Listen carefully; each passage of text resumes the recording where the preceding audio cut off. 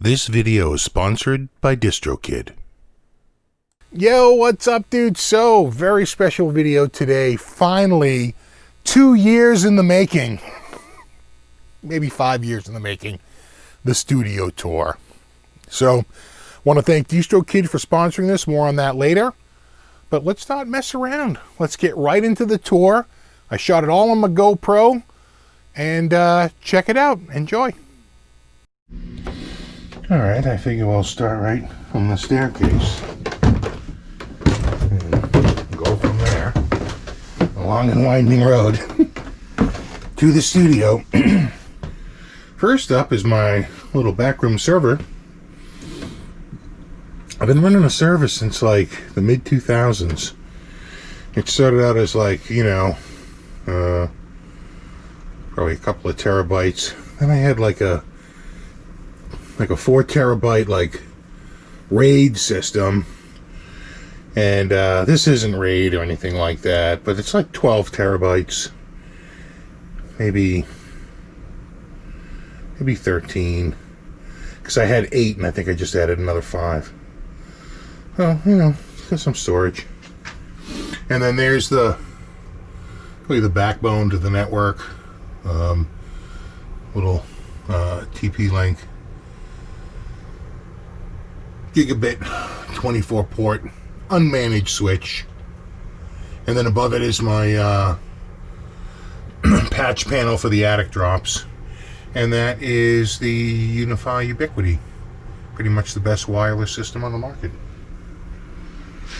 And then the old trash masher, which we haven't used in a while, and that is the what do we call that?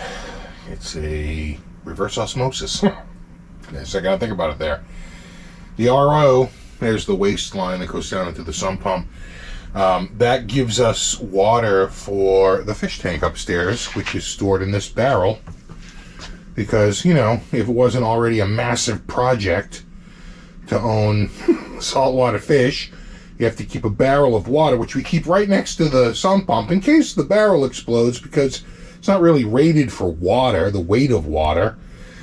And, you know, there is a chance that it could burst, so we never fill it up more than about 2/3. And we call it a day, really pretty much up to this line. They say don't go past that or the whole thing could erupt.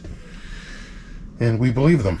The little fridge, little microwave, some shelving, bunch more shelving and just storage crap. And this is pretty much all trash. You know, we live in one of those towns where it's hard to get stuff, it's hard to get rid of stuff. So it's literally like illegal to throw out cardboard in the trash. So we have to put it in the recycling, which I have no problem doing, but you know, it just takes time. And luckily this is actually pretty high ground. Relatively speaking, the water doesn't really get there. You know? Alright, when you get the kitties, we're probably scratching my post like a scratching post. Jesus. You got a kitty in there? I do. Alright, we got a little back hallway here. There's a furnace. And this is the room, some Christmas presents. This is the room that we, or really I, recently redid. I threw a cedar wall in, just like that cedar wall back there. And I had to throw some tables in here. You know, I had the nice rug. This has all been repainted. The walls, the floor, that wall rebuilt. I put the cedar paneling on the front. I did a lot of work to this room. And never really got to set up the drum set, but I did grab a couple of the folding tables from the garage and set those up because of the floods. Here's my Kurzweil PC88 MX. That was about $2,500 in 1994. Bought it brand new. And that's about $4,000 in today's money.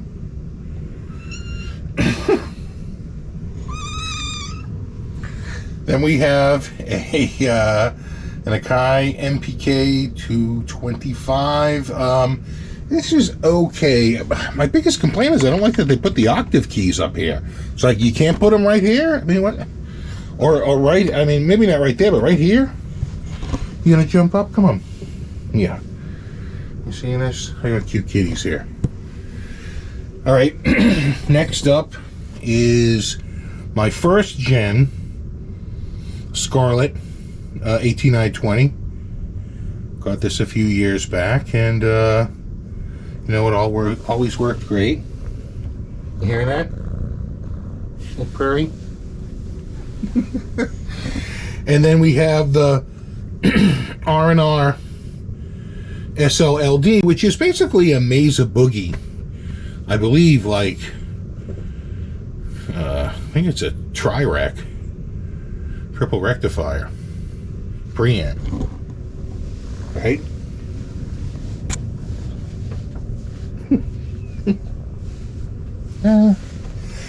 And then that's the Bear guitar. That's the Rosewood Neck Strat. That's the PRS and the Rosewood Neck Telly. Again, up on the tables because of the water. And that is a Harley Benton acoustic bass.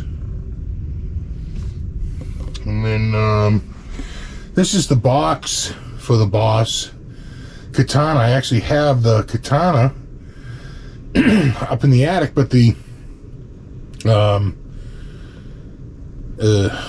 cats love this Boss box. They don't want to go in it. They like to sit on top of it. So, like, they've all, like, fought over the box. Who's going to sit on the box? Who gets to lay on the box? And so, anyway, an old LCD panel. That's like a 720p, like, TV. And this is the body for the, you know, for the Frankie. The neck is out of Acacia Guitars. And then everything else is sort of just to get it up off the floor and, you know, make sure it doesn't get wet. I gotta make sure I don't step on kitties by accident. And then Macorga. You know, some of these are like, you know, Christmas presents, and mainly just to get the stuff that would get soaked to get it up off the floor, you know. That's backroom storage. You can see the water damage at the bottom from when the basement floods. It will flood in a couple of days. They're talking 4 to 5 inches of water. It's the chance for flooding is at 100%. There's a rack of one of my guitars. We got let me see, I think that's an empty holder box. I hold on to the boxes because I never want to get rid of them, just in case. It's a Vola,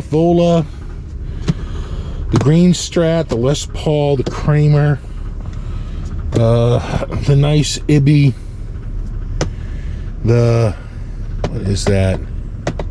I think that's the Strat, double neck. We got the, I want to say the Explorer, you know, acoustic.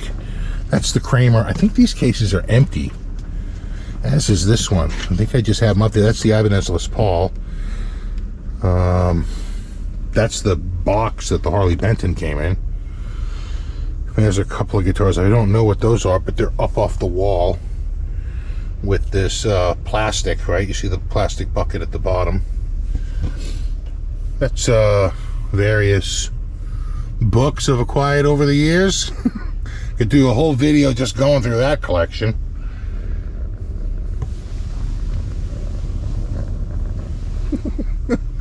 We're in Pervision. Then we have some pedals, more pedals and little amps. These are sanding blocks that I keep over here for some reason. I'll move those. I probably don't have a place on the other side. And then looking back this way, we have the Lewitt drum microphone set. It's amazing, especially this one here, the DTP 540 REX. Incredible. And even this mic I can use, and even these two, these pencil mics I could use as an acoustic mic, I could use this as, they put it in here as a snare mic, but you know, that's basically an SM57. So there's so many possibilities, you know, with the set. But this is basically their drum kit, and they were so nice to send that to me. And then of course the pandemic came, and we never set the drums and got the band going. But you know, you saw I have the space over there. It's just a matter of, you know, the pandemic going away and then having people over and setting it all up. And to that end, I have right behind here, you can see a Focusrite. See the name Focusrite? That's an Octopre. Right, see that?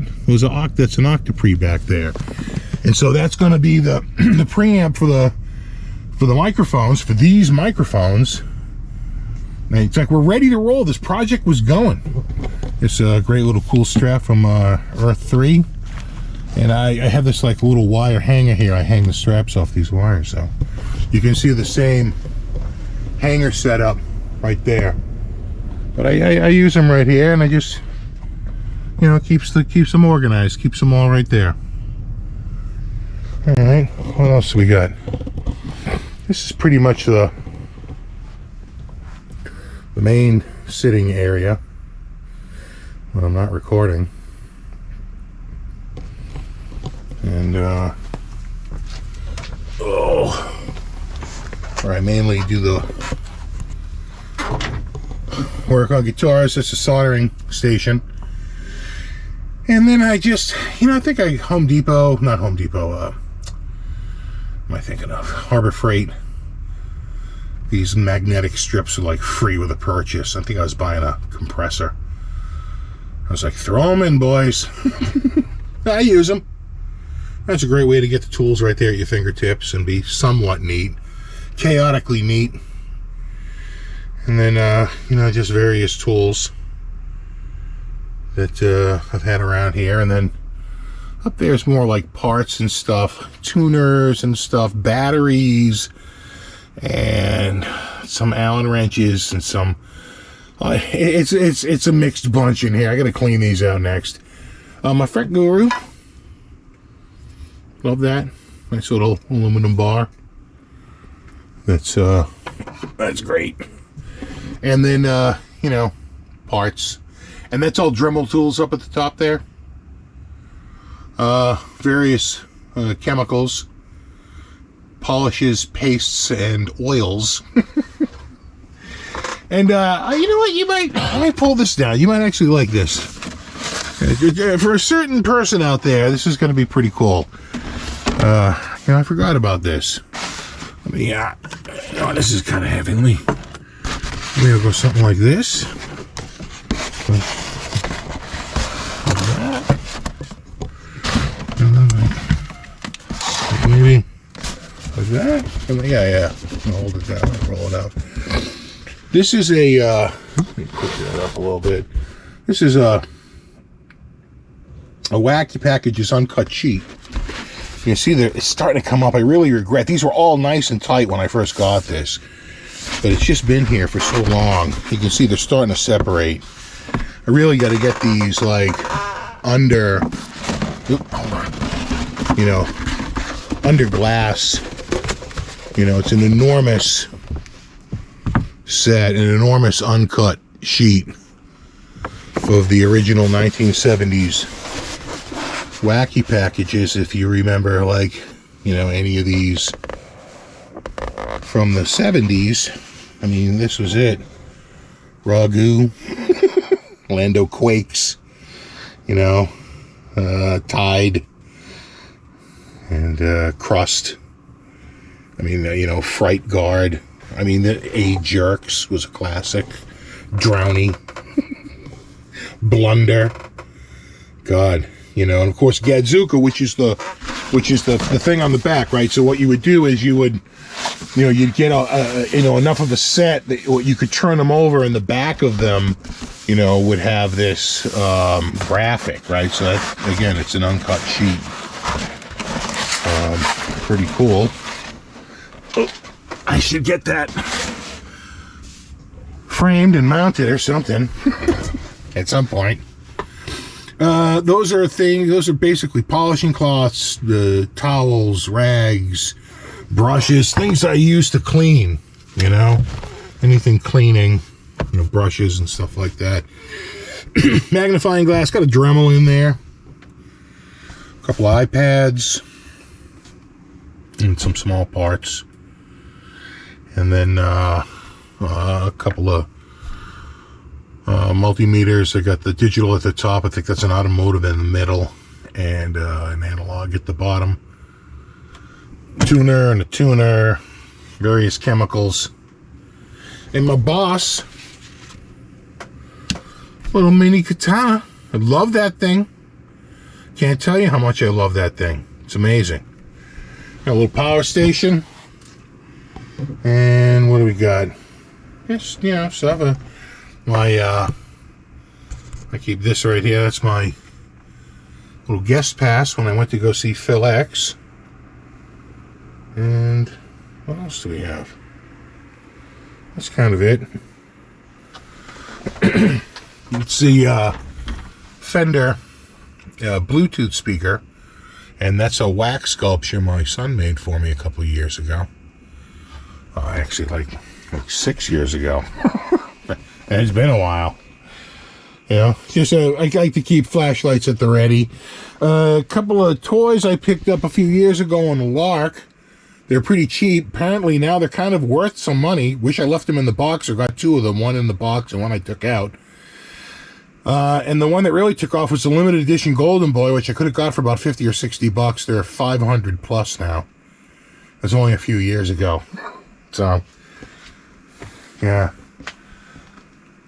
I regret not getting... That was all free. That would have been the complete set. And I didn't get the third one. And whatevs. Whatevs, brah. Nice little BB-8. That was a Christmas present from the kids one year. There's the Mad Magazine Don Martin collection, the Calvin and Hobbes collection. I get some artwork all up in here. This is one of the more recent acquisitions. I commissioned all three of these with Griffey. I had the middle one done first, and I was so thrilled with it. I immediately had him do the other two just to have the set. I'm going to find a wall for that somewhere. I just actually recently got one of his posters, which is amazing. It's printed in the old school silk screening method, and the colors are vibrant. Oh my God, do they pop. It looks so good. My old A500, it still runs. It's just the power supply is burnt out, which is external. But good luck trying to find a power supply for this thing, you know. My old Mutron wire that conveniently plugs into the wall. They give you a nice long cord, though. That's the mouse for the Amiga. And then this is, you know, these are all my picks. You know, everyone has to have a giant pick drawer somewhere. That's mine. And then it's just crap and foreign coins and things that cut. Swatch watch for the 2000 Olympics. Covered in paint. I should have taken that off. My old college calculator. It's a classic. Oh. There we go. Strings. And then I think, oh yeah. Pitch pipe for when you had to like use your ear to tune. And then some sound library cards for this thing right here, which is the Roland R8, aka the greatest drum machine in the world in 1988. The Sampera controller, again, anything electronic, you got to get it up high and off the ground. That's why I have the MIDI boards up here. Those are a couple of Berkeley Breathed posters. What else do we have? That's an MXR microphone. I'm basically using that as a block to keep the cats from jumping up there, because I'm worried they're going to hit the knob and tube up there and electrocute themselves. Well, the crutches left over from when I had my broken leg. Little memento. Got the iRig Stomp IO with all this software. Pretty good. What are you doing over there? Got a kitty. What are you doing? What are you doing?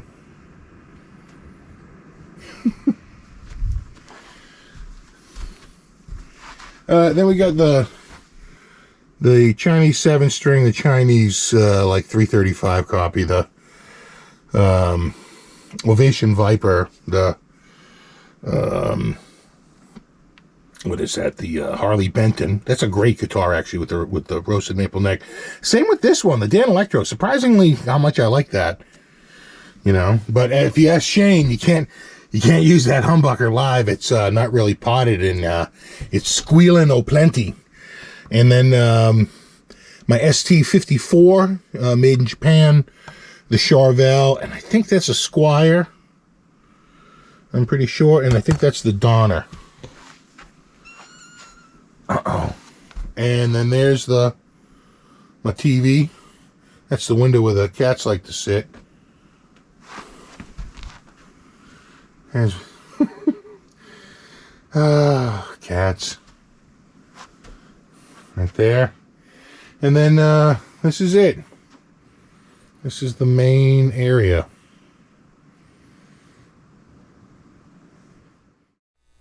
All right, dudes, I hope you're enjoying the studio tour so far. I just want to spend a couple of seconds and talk about today's sponsor, DistroKid.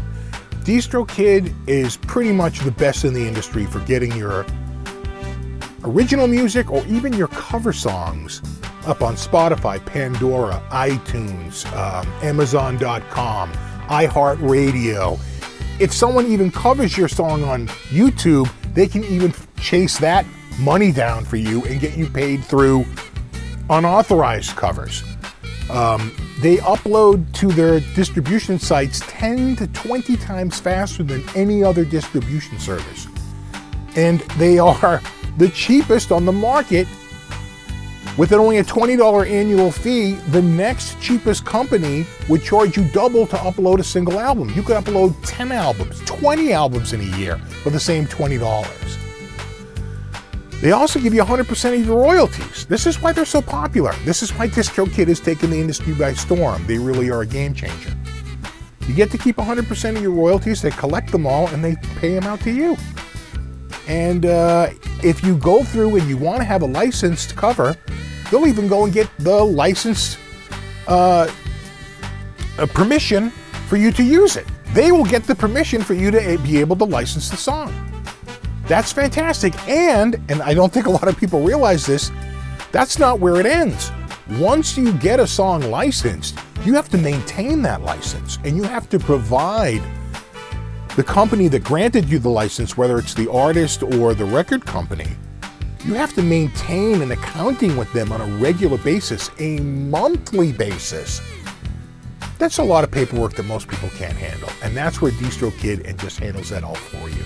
Countless bands started out making covers as a way to break into the industry. Quiet Riot, the biggest 2 songs were covers. Van Halen started out with covers, you know, on every single, their first 3 albums had some cover, or 4 albums had some cover on it. So, you know, it's just at the end of the day, the point of all this is to make music and get music out there. At some point, you're going to need a company to put it out there. And I would strongly urge you to check out DistroKid. I will leave a link in the description. It's actually a link that will give you another 7% off. So not only is it the cheapest in the industry, it's even cheaper than the cheapest in the industry, because you get another 7% off the $20 that they cost a year, I think, for your first year. So give them a look-see. Links below. And now let's continue with the tour.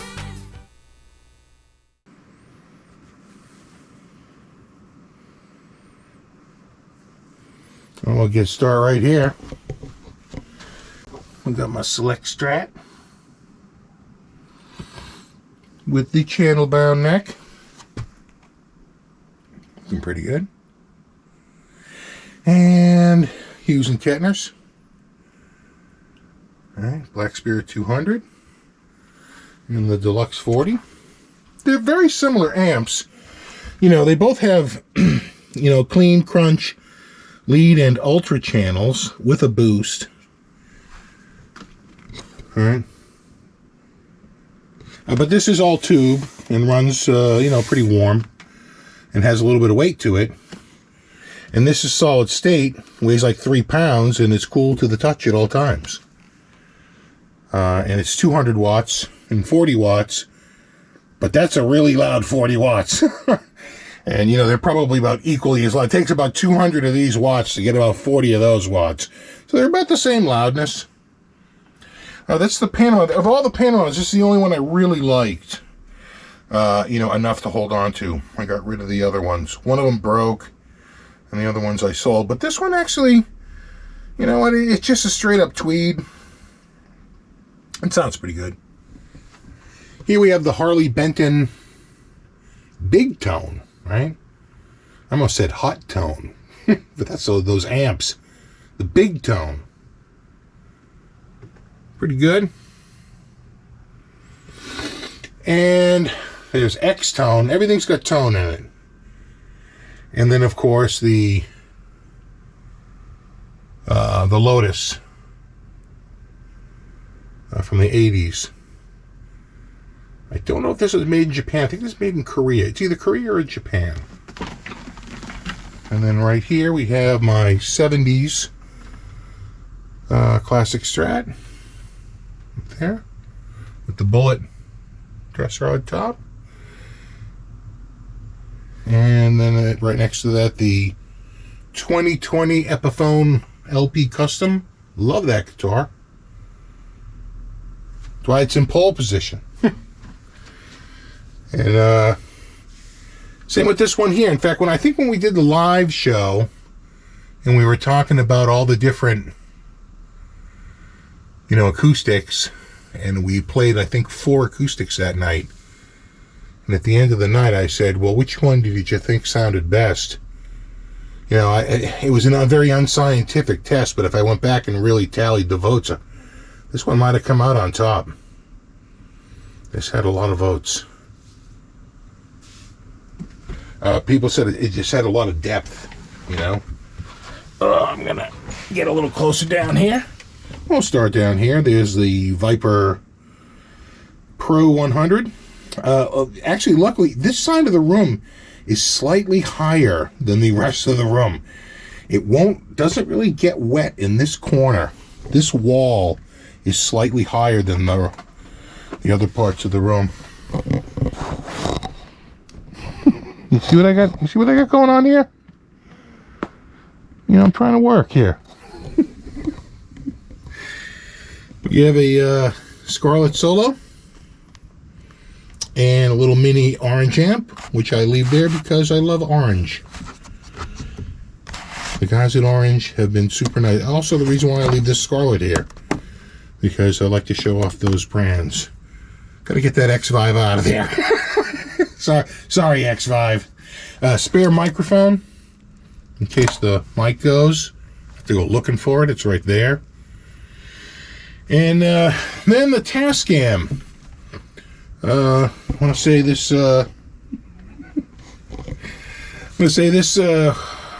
Came out in 1998. It was discontinued in either 2000 or 2001, maybe 2000. We bought these on like a blowout clearance sale. They were like, you know, $12.99, you know, down to like $8.99, and then the next thing you know, they were $4.99, and we got this one for like $3.99. And they just kept, you know, it was like the Sovtech microphones around the same time, right? They went from 400 to 200 to 100 to 50, very quickly around, you know, the year 2000. All right, what do we got over here now? I'm hearing noises. I heard a kitten here. I'm hearing kitten noises. There's my, I don't know if I get the angle right here, my Pink Panther cell, a Fritz Freeling production. The Rocket 5 speakers.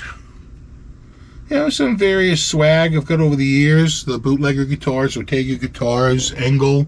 Wonderful company, wonderful people. You know, some Kramer swag. Got some Hosa swag back there. Hey, Hosa. And this Lewitt mic, which is the 440 Pure. Wonderful microphone. You know, obviously it's a condenser mic. But I didn't know about Lewitt. It was really Henning that introduced all of us to Lewitt as a brand. But man, they make some really, really good stuff. You know, some quality stuff. Next up is this right here. My HX, what's this, H6? I was going to say H6N, but I don't think it is. I think it's H6. This thing is amazing. It's built like a tank. This is the latest one, the newest one. And the great thing about that is it saved my butt when we were recording the Halloween special. I just happened to put it like up here on this table when we were doing some recording. I faced it like this and, you know, and had it running. And the other microphone failed, and this did such a good job capturing the audio. I was like, you know, I really have to find out how to use that, you know, more frequently. I guess we talk about the keyboard. This is a Panorama T6. This is my main MIDI keyboard down here. And it's a 61 key. You know, it's a stiff bed. More like a piano. You know, it's got a little bit of weight to it. You know, not like a piano, though, like a weighted wooden key. These are plastic keys, but it's just that it's a little harder to push them down. Some people won't like that, but I like it coming off the Kurzweil. You know, I find some of the other ones feel a little mushy, where this one has like a little bit, you know, more forceful feel. Rubberized wheels, rubberized buttons, rubberized faders, all feel pretty premium. You know, it's got the little pads here. It's got full DAW control, including a Reaper. In fact, it's got a special feature just for Reaper, where you can use it as a mixing board. I mean, it's really, really good. And then, of course, all these control knobs, right, that you could use as well, the control knobs, which are assignable through their Nectar software. So they have a VST loader called Nectarine, and that will let you deep dive into the software parameters. And, you know, those are some pretty high-end features. And this was pretty much the reason I got it, it's got aftertouch. So after you hit the key, you get the sound. Not only does it, you know, dynamic, when you hit the key and then push into it, it will do whatever you want. It sends out a MIDI signal, whether that's opening a filter or whatever you're doing. But that's a high-end feature. Anyone will tell you that that's the last feature added to a key bed is aftertouch.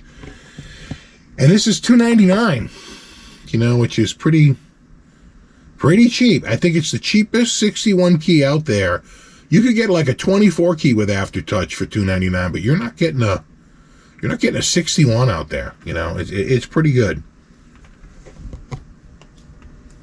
My only request to them is to update your box. I think there's a lot of, and I would agree with it, that the box it comes in it's fine for this, but you got to put it in another box. You got to double box it.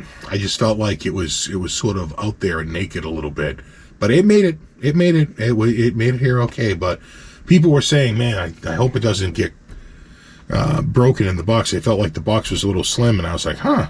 But then when I got it, I was like, oh yeah, no, they're right. They're right. Criticism valid. But that's about the only thing, you know. And again, it has nothing to do with the keyboard. It's more like shipping logistics. My GoPro Hero 8, the Hero 7 is with Acacia. They're using it to film when they better be when they refinish that neck. So this is my 8. I'm using the 9 to record this.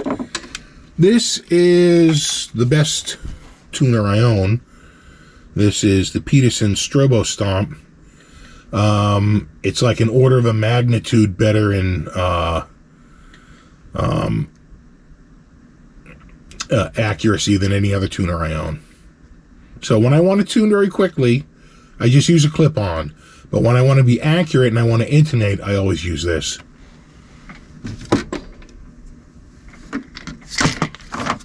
Nice little gift from my friends at Dawman with some picks in there.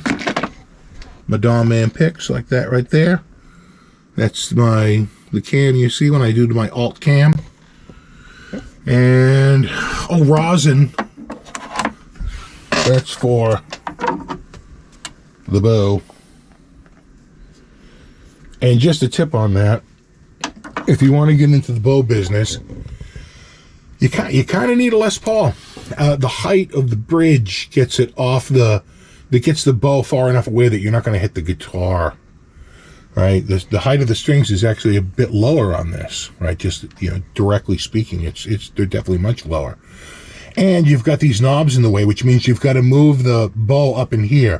When you move up in here, it doesn't sound right. It almost rubs the strings a little they vibrate too wildly. To control that, you need to go closer to the bridge, but you can't because you're whacking the bow into these items on it. That's why if you're going to bow a guitar, you got to use a Les Paul, period.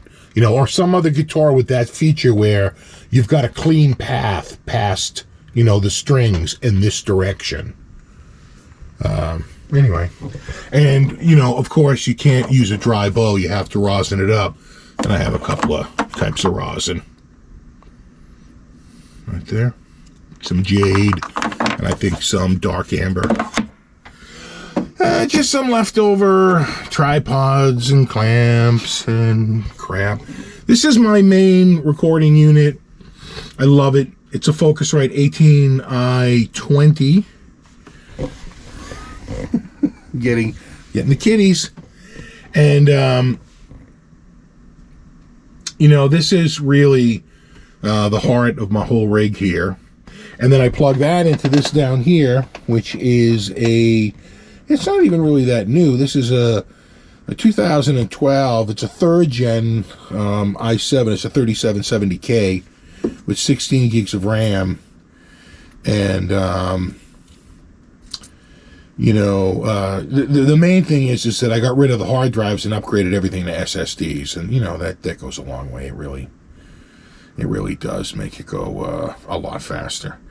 And then that's a subwoofer that's not even hooked up. I used to use it with these little speakers here to supplement these to get a little bit of a subwoofer. But, I haven't hooked that up in years. Let me see if I can move back here. I don't want to roll over my cat. You moved? All right, hold on. That's all I need. I got the video done, but I killed my cat in the process. All right. That is an old... Let's see if I can get it to light up there. Yeah. That's just an old Google Nexus, like from 2013. They won't update it, any longer. It's been out of updates for a few years, but it controls my cameras, and, that's all I needed to do. So, I keep it going. There's my headphones. I use that. This is a nice stand from, what's that company? I was just looking at it. That company? The Triad Orbit. The wonderful Triad Orbit makes the best stuff out there. Let me make sure I can roll here. Get me worried. There's my EVH guitar.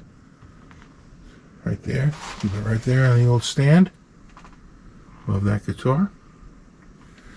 And then we have a whole set of guitars right here. That is the Harley Benton SC450 single cut. And then that's an Ibanez, I want to see, it's an S470. It could be an S540, but I don't think so. Maybe it is. Then the Iommi copy, the EVH copy. Of course, the EVH copy's got no trim on it or anything. Then the Kramer. The next one is the Lipstick Red RG560, and then the Desert Sun Yellow RG550, and then the Violet Pearl RG560, and then the Candy Apple Red Kramer Pacer Classic series, and then an S470, that's for sure. And then the last one is like an Ibanez Chinese copy that is pretty much the worst guitar I think I got out of them. It's terrible. It's really bad. Just awful. It's more of a prop than anything. It looks good. That's where the story ends. Nice little Hewlett Packard i5 10th gen that just came out this past February. I had them on sale at Costco for $3.99 with 8 gigs of RAM, which is kind of weak. And it's a non-serviceable laptop, unless you know what you're doing. I was able to rip the back right off the thing and upgrade it to 16 gigs of RAM for like another $60. So for like under $500, I've got a 10th gen i5 with 16 gigs of RAM and, a 512 gigabyte NVMe, like 4th gen on the motherboard. This thing is a rocket. And that in a nutshell is why I can't buy Apple. Because those same specs in an Apple would be like $2,500. What do we got here? Headphones. There's the Spark amp back there. Just some various boxes up here. This is for, videos. Put something on it, be able to spin it around. And then that's like a gimbal back there and another holder. And this is, I gotta hold this back for like holding, like a pedal review, Again, Triad Orbit stuff. Make great stuff. Wonderful stuff. What else do we have here? A big pile of swag, shirts and hats and various things from all over. And then the big ones here that's all guitar cables, and that's all microphone cables. Because there were too many of them to fit them over here. Here we have miscellaneous cables, analog audio cables, short cables, so these are like patch cables, speaker cables, power cables, more power cables, USB cables, networking Ethernet cables.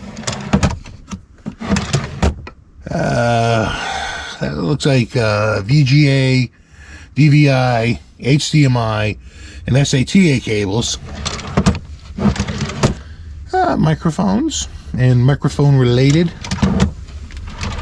and miscellaneous. And then we have right here, which is again, making sure I'm not going to run over a cat here. Here's my main setup. So I've had these lamps now for like 10 years. You can see they're a little beat up. But yeah. There's these are all G85s. And then I run that one out to that monitor, and it's got a cinema like high aperture lens on it, right? Very fast lens. And then same here, that's a cinema very fast lens. And that's a Panasonic lens, but it's a prime lens, and it's pretty damn fast. And then they all have, and then they all have their own, monitors, so I can keep an eye on what's going on.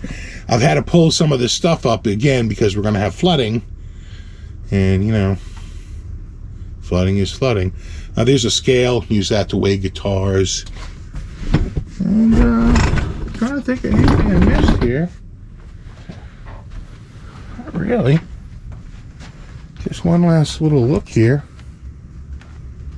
That is the studio.